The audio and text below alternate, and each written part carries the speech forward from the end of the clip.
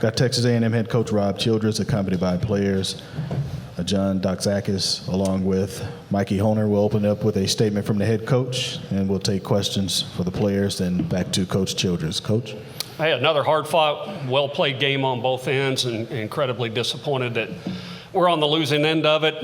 Just an amazing performance by John Doxakis, as well as Ole Miss's guy as well. And we had a shot there in the fourth inning, first and third, one out, take the fastball out over the plate and swing at a breaking ball, pop it up, and weren't able to cash in. But really feel good about where we are right now, especially with our pitching and defense, what we did in game one from an offensive standpoint, and it's just a matter of catching fire for a couple weeks and riding the wave. But it's a well-played game. Baseball fan of pitching and defense, you got it again today.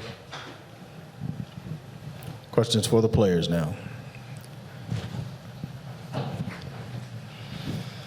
John, just what was working for you all day today? Just getting ahead early. And, I mean, if you get deep in the count against Ole Miss, they're going to hit your mistakes or your strikes you throw. So, you got to get ahead early so you can bounce the breaking ball.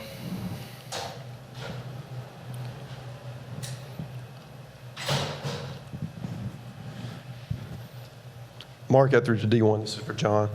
This ballpark, this tournament, you've had pretty good success here. What do you attribute that to?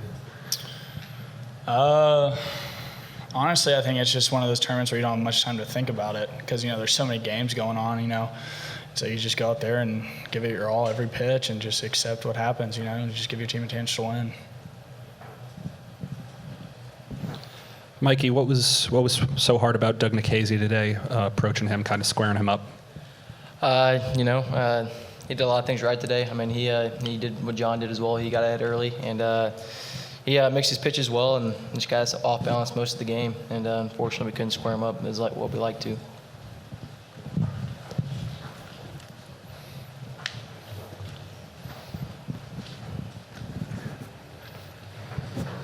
Richard Cross from Super Talk, Mississippi. John, was there much debate or lobbying on your part to come back in the ninth and try and finish it off?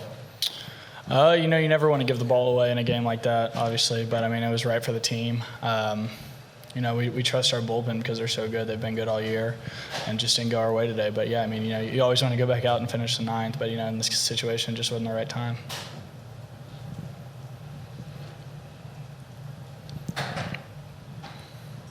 Anything else for the players? Thank you, guys. You guys can step down. Thank you.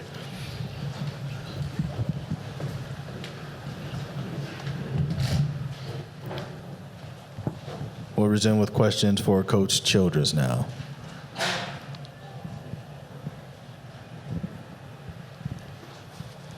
Mark Etheridge, D1.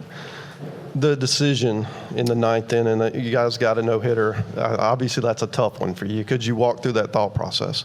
Well, he was at 100 pitches. He did more than we needed him to do, asked him to do, just like he has all year long. And he's going to be on the mound for us in 8 days as well. And that's where the decision was made. And Dox is as competitive a guy as I've coached in a long, long time. He leads from the front and sets the tone week in, week out. And it was a hard decision to make, but it was the right decision for our team and moving forward.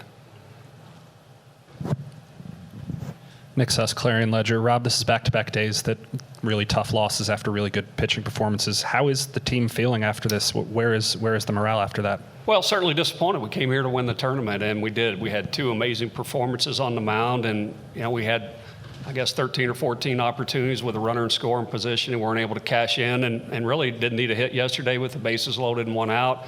Again today, first and third, one out, just needed to move something to the outfield and weren't able to do that. And then you go back to game one. I mean, we scored 7 runs with 2 outs, got a lot of big hits, and hopefully we're saving those up for next weekend. That's my thought and my feeling, and that was a message to the team. I mean, we're definitely going to pitch and play defense. We're going to be in every game, and certainly the big hits are due to come our way next week. Right here. Now you go home and you wait your fate. Where do you feel your team stands as you head into potentially hosting and heading into regionals next week? Well, our hope is that we host. I mean, when you look at our metrics, our RPI, our strength of schedule, the things that we've done, we feel like we've done enough, but that's not our decision. We're going to take what the committee gives us and go play our very best. If that's at home next week at Bluebell Park, if it's on the road, it doesn't matter, but we would certainly love to be at home and feel like we've done enough to do that.